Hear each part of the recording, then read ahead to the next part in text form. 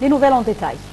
Le président Abdel Fattah el-Sisi a ordonné d'utiliser les dernières technologies dans la mise en place des projets de technologie et de numérisation tout en prenant en compte le principe constant de gouvernance de tous les aspects de performance. Le chef de l'État a aussi enjoint d'appliquer les normes de qualité et de durabilité les plus élevées de manière à être en harmonie avec le développement civilisationnel que connaît l'Égypte et sa vision pour le développement global.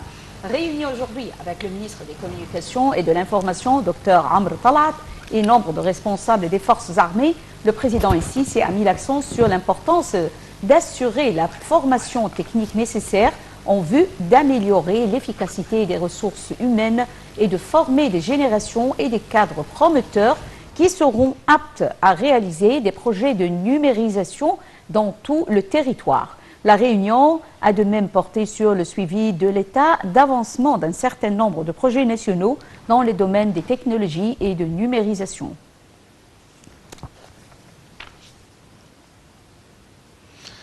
D'autre part, le Premier ministre Dr Moustapha Madbouli a tenu aujourd'hui une conférence de presse à la suite de la réunion du Conseil des ministres. Le chef du gouvernement a indiqué que le volume des exportations égyptiennes en 2021 avait atteint plus de 45 milliards de dollars pour la première fois de son histoire. Et au cours de la réunion du Conseil des ministres, le chef du gouvernement a de même évoqué la tournée d'inspection qu'il a effectuée pour suivre le développement de l'arche nord de l'autoroute périphérique autour du Grand Caire. Tout de suite, un commentaire de Salam Arabi.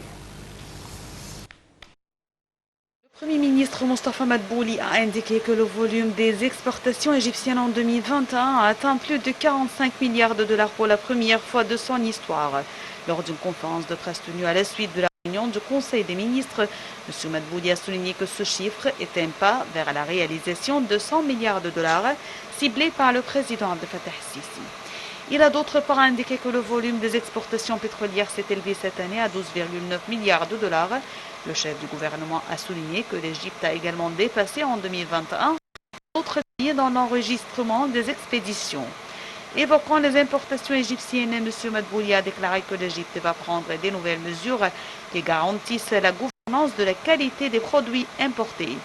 Il a ajouté que l'Égypte prendra des mesures qui conviennent à l'environnement et au développement durable au moment où elle s'apprête à accueillir la COP27.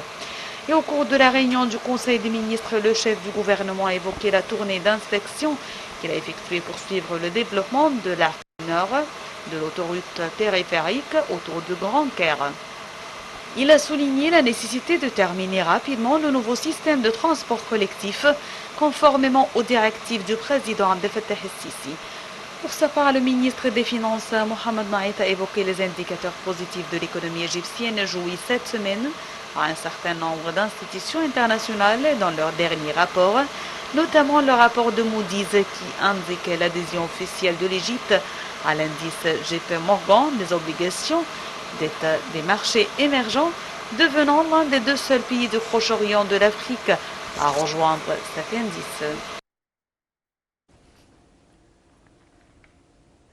Le ministre des Affaires étrangères, Samar Chokri, nommé président de la 27e session de la conférence des parties à la Convention cadre des Nations Unies sur les changements climatiques, a tenu une réunion par visioconférence avec les ambassadeurs égyptiens à l'étranger. Au cours de la réunion, le ministre a ordonné de déployer tous ses efforts afin d'exposer la vision égyptienne à la COP27 et obtenir le soutien nécessaire des efforts internationaux pour faire face au changement climatique.